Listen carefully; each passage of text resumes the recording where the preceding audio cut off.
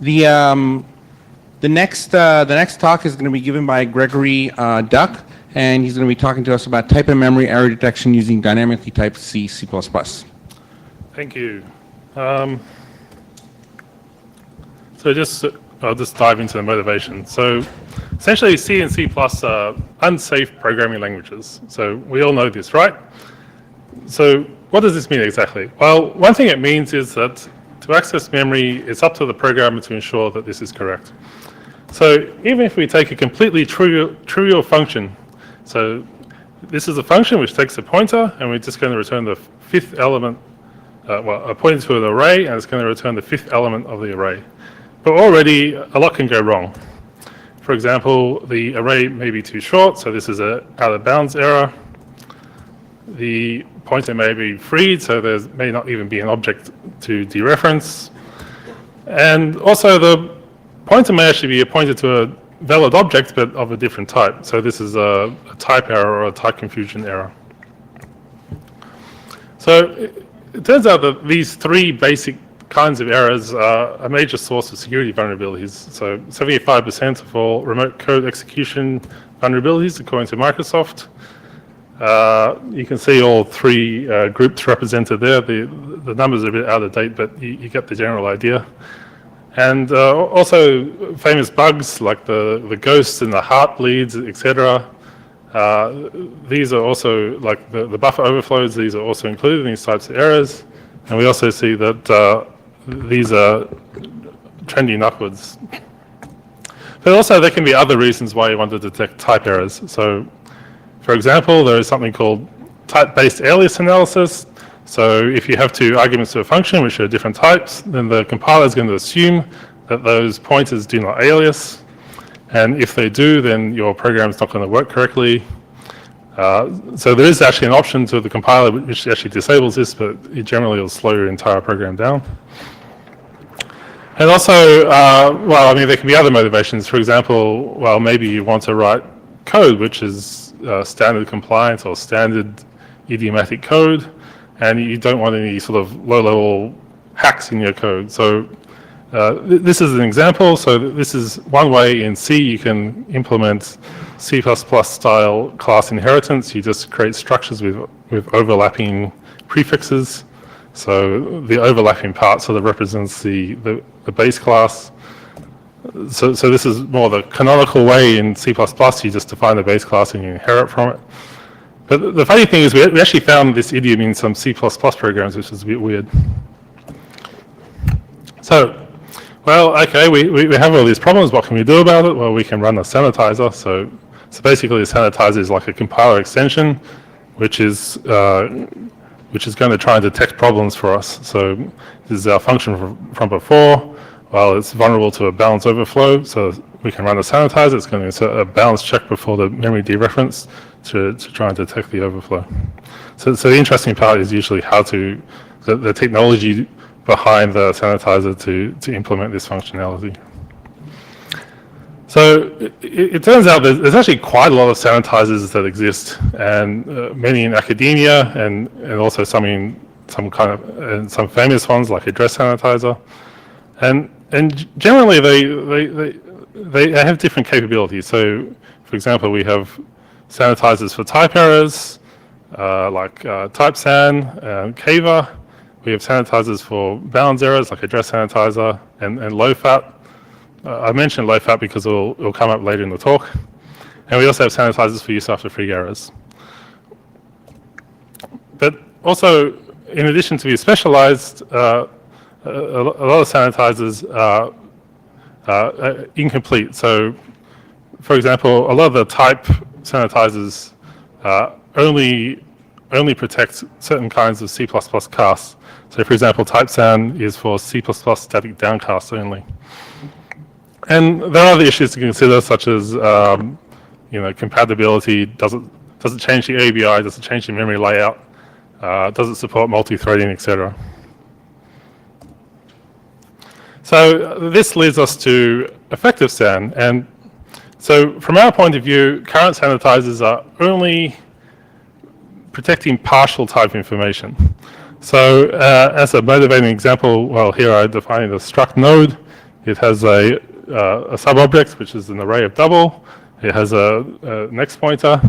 And here I'm allocating an array of nodes for some reason, which is 2 nodes sequentially in memory.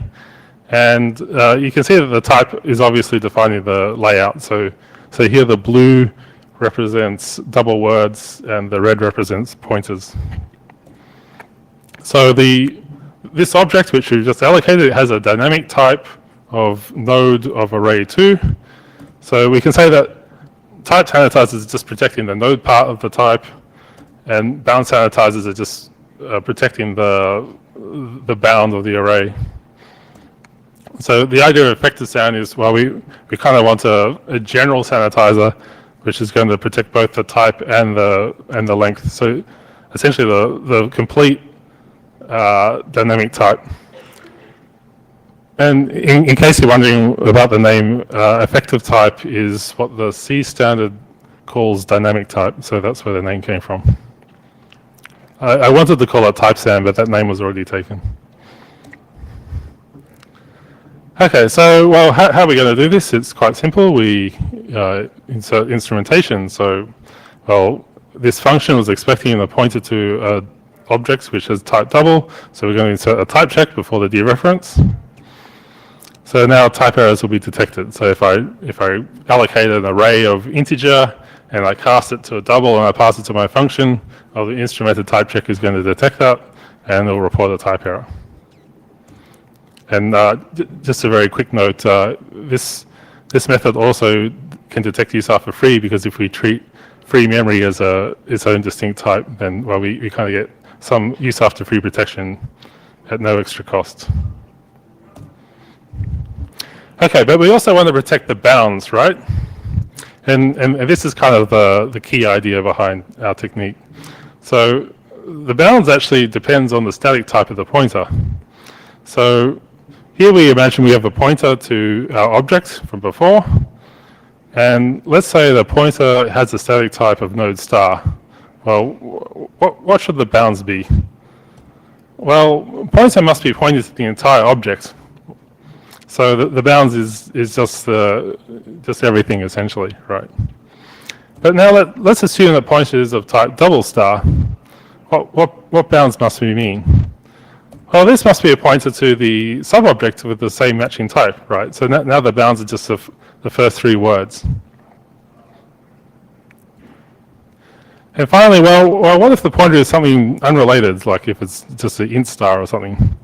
Well, this is already a type error, so we don't need to worry about this case. So essentially, EffectiveSan kind of roles in retrieving the bounds for the pointer into the type check. So here we see the extended instrumentation before. We have a type check, it's going to return the bounds, and the bounds is going to be used for the bounds check. And using this, we can detect bounds errors. So here's a pointer to object before. The static type is double. We must mean these bounds, but we're accessing this element. So this is a bounds error. So just quickly, a more interesting example. So this is a function which is returning the length of a linked list. And this is what the fully instrumented version looks like. And the key property to look at here is, well, here's a memory dereference. And what the instrumentation has done is, for all paths to the dereference, is going to be guarded by a type check and a bounds check. So whenever we do a dereference, the pointer is being type checked and bounds checked. Okay, so that kind of describes what EffectiveSan is doing, but the more interesting part is how to actually do this. So traditionally, EffectiveSan needs to track, obviously, the type of objects in order to do type checking. So the traditional approach in most sanitizers to do this kind of thing is you use some kind of disjoint metadata or shadow memory. But EffectiveSan, actually, we use a different approach. So the basic idea is we're going to store type metadata at the base of the allocation. So here's the allocation from before. There's a pointer to the start of the objects. We're going to store the metadata here. So this metadata is hidden to the program, and it kind of acts like a hidden malloc header. This is meant to be an analogy. And the metadata is going to include essentially the complete type, so that it's a node and the bound of the array is 2, or the allocation bounds. Okay, so we have the metadata at the base of the object, but we also need to retrieve that metadata. And what we're going to do is we're going to retrieve it using the bounds checker. So here's our object from before, but you notice now the pointer is now an interior pointer, so we're now pointing inside the object, not at the base. Well, we're going to use this magic base operator, and this is provided by a bounds checker. So normally with bounds checking, you want to know if your access is within the bounds of the object. So there's the bounds checker actually provides these operations for you. But we're going to use these operations to retrieve metadata as opposed to directly doing bounds checking. So for this we use the low-fat pointer runtime system. So low-fat is actually a bounds sanitizer we developed previously. It's fast compatible, low memory overheads, and it's also freely available. And also using the base, we can also calculate the offset, so the offset of pointer to the start of the object. All right, so now we can do the type check. So we have the following information. We have the allocation type, which we retrieved from the metadata. We have the static type, which came from the source code, and we can now calculate the offset. So the idea is we're going to map that information to the subobject bounds. So here's our pointer. We know it's a static type double. We know it's a node. And we know the offset is 4. So we're going to just, essentially we have a tuple, node double 4, and we want to map that to the subobject bounds. So how are we going to do this? It's really quite simple. We're just going to use a hash table. We call it the layout hash table. So given a type definition, we construct a hash table which essentially maps these triples to subobject bounds. And then to do the final bounds calculation, it's just the hash bounds plus the offset intersected with the allocation bounds. So we just use an example. So there's our pointer. Well, if it's type double, then it's going to be the double lookup plus the offset. So you get the bounds in blue.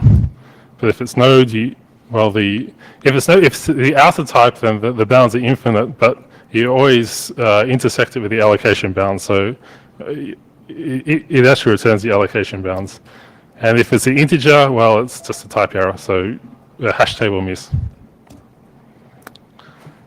Okay, so we've implemented EffectiveSan as a Clang extension. It works like kind of like address sanitizer. You just pass an option to the compiler, a specially modified compiler. And we ran it on the spec 2006 benchmarks, and were able to detect several known and new issues. We also found that Perlbench and GCC were rife with bounds and, well, mostly type errors. But it was also interesting to find that a lot of programs, a lot of the benchmarks actually had 0 issues, which goes to show it is possible to actually write kind of clean C code which doesn't have type errors, doesn't have bounds errors, etc. And several of the other benchmarks had 1 or 2 minor issues. So, well, okay, what kind of issues did we found? Well, we found things like classic C++ static downcast type confusion. So this is where you have a base class, in this case grammar. We have 2 derived classes, a schema grammar, a DTD grammar. And we have a cast, which is going from a grammar to a schema grammar. So this is a class hierarchy. But of course, at runtime, the cast is wrong. It's not a schema grammar. It happens to be a DTD grammar. So this is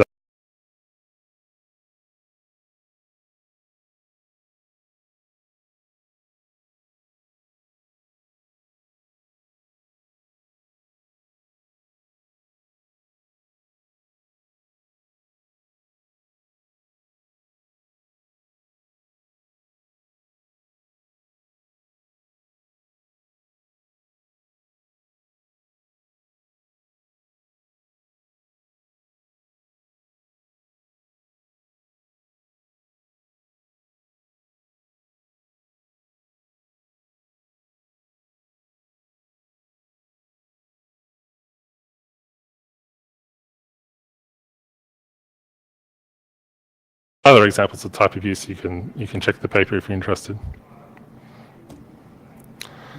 We also found things like sub-object bounds errors, so 3 examples.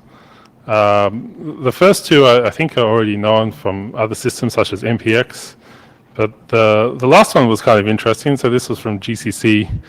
So you see there's a structure RTX const, and the first field of the structure is integer type. And what GCC does is it takes this structure and it casts it to an array of integers in order to calculate a hash value. So iterate over this cast structure, and it will do some kind of sum in order to calculate the hash. Now, EffectiveSan interprets this as a sub-object bounds error because, well, the pointer, if you do the cast, it appears to be a pointer to the sub-object kind. So when you access beyond that, the bounds of just the kind sub-object, this is a sub-object bounds error, right? Now, the interesting thing about this example is that what actually ends up happening is beyond kind is actually padding inserted by the compiler. When the compiler arranges the layout, sometimes it likes to keep the next field aligned, so insert padding in between. So this is possibly a natural bug. So also found use after free error in Perlbench. This was already detected by address sanitizer. I tried to decode it for the talk, but unfortunately the Perlbench code is kind of indecipherable. But I think what it is in the last statement, this move pointer is actually referring to the old object before it was reallocated. So we ran EffectiveSan on the Spec 2006 benchmarks. We also ran it on Firefox. So the performance for Spec is about 4 times overhead, and we got about 6 times overhead for Firefox. So this is actually, most of the overhead is caused by the type checking. So type checking is, well, for every memory operation, you have to do at least one type check, and that involves looking up hash tables and stuff. So it is relatively expensive to the cost of the memory access, right? But it's actually very, very benchmark dependent. So, for example, I think LBM, which is working on arrays, is relatively low overhead because for an array, right, you just do the type check once, and then once you've done the type check, you only need to do bounds checks from there on. But if you look at other programs which use more sort of graph-based data structures, every time you read a value from memory, if you're traversing the structure, you're going to the next node, you have to do a type check on the node to make sure it really is an actual node. So this incurs a lot more costs. So the overhead is quite variable. And also the memory overhead is quite low because we're using low-fat pointers, which doesn't actually incur very much memory overhead. So that's basically it. C and C++ are unsafe, and existing sanitizers are incomplete. So the type sanitizers are just doing the node, the bound sanitizers are just doing the array bounds, and the idea of EffectiveSan is we want to do both. So we detected type errors, bounds errors, use after free errors, so it works as advertised. Detected several new type errors in Spec 2006. We can also run it on things like Firefox, so it has very good compatibility. It's also comprehensive, so we're doing bounds checking, but we're also doing sub-object bounds checking, which is not that common, and it also has low memory overhead. So that's basically it. Thank you.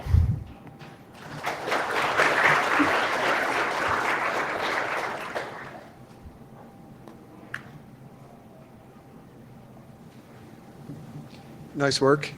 So I have a question. I just kind of missed this in the talk. When you do your bounds checks or you do your checking, is it only on memory accesses or is it also on casts? Like when you cast from one pointer to another pointer type? Casts are not instrumented unless the result is dereferenced. Okay. So it's really only on memory accesses? Yeah, and this is probably the main distinction, or one of the main distinctions from existing type sanitizers, is that they target cast operations. And that actually results in a lot less instrumentation because the number of cast operations in the standard benchmarks is smaller, right? So they're generally much faster too. But we instrument memory access for two reasons. The first is, well, we argue it's more comprehensive, right? You want to know the type is correct at the time you use it, right? And the other reason, of course, is because we're using the type check to calculate the bounds. We kind of need to do it there anyway. So, okay. So a related question. Oh, actually, that's true. We evaluated some variants in the paper, so we did Okay. a cast-only version. You can Sure. check the results. Yeah. I guess there was one, let's see, I'm trying to think, there was one other question I had. Oh, so have you thought about ways for programmers to give you hints when they're doing, like, I really intend, I know what I'm doing, and this is like, so I want to cast something to be an integer because I'm like taking apart a floating point number and I know what I'm doing. Well, actually, the system supports things like coercions, right? So if you have something which is an array of char, this can actually be treated as any type.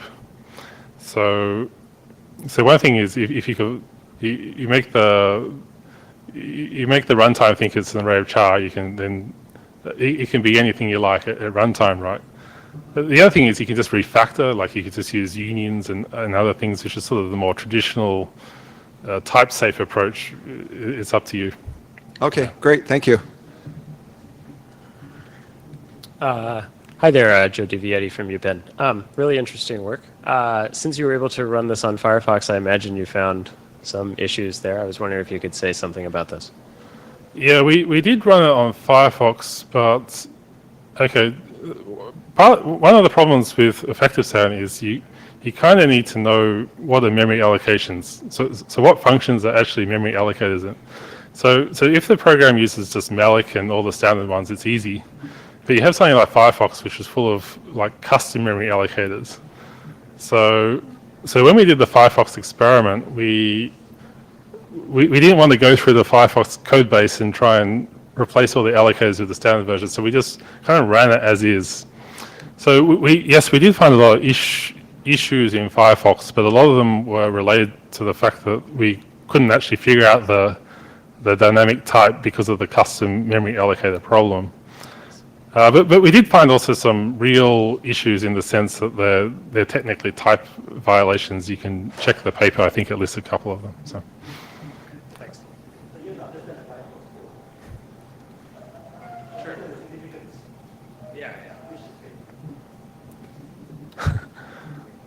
Thanks for the presentation. One question I had is that especially in C, a lot of times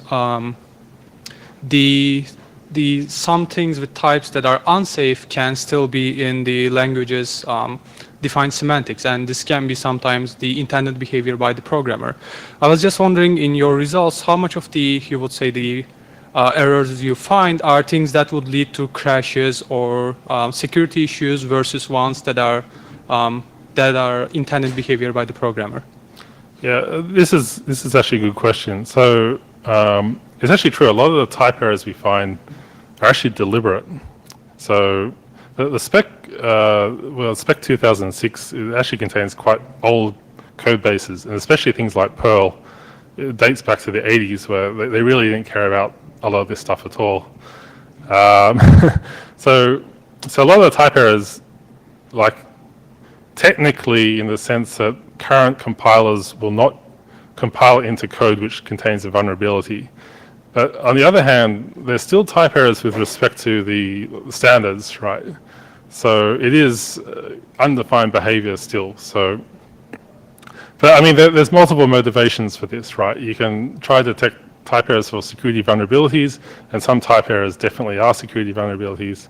But you can also want to detect for other reasons. You just want clean code, or the other danger is the type-based alias analysis. You can actually miscompile your program if you're not doing things correctly. So. Thank you.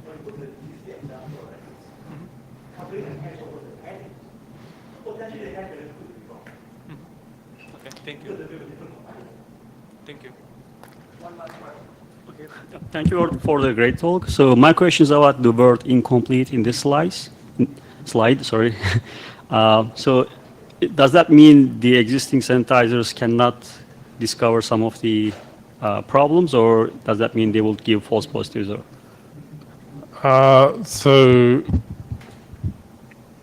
We definitely got stuff I think was not detected by previous sanitizers. So the existing type sanitizers, for example, were mostly, at least from the security community, were mostly concerned with C++ static casts. So this is actually a subset of casts. But there's also libcrunch, which tries to do all C casts. So there's, I mean, on a technical sense, there's definitely stuff we detected because those two subsets don't overlap and cover everything, right? I forget the second part of your question.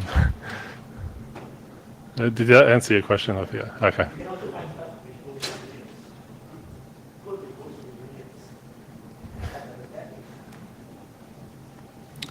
All right, thank you.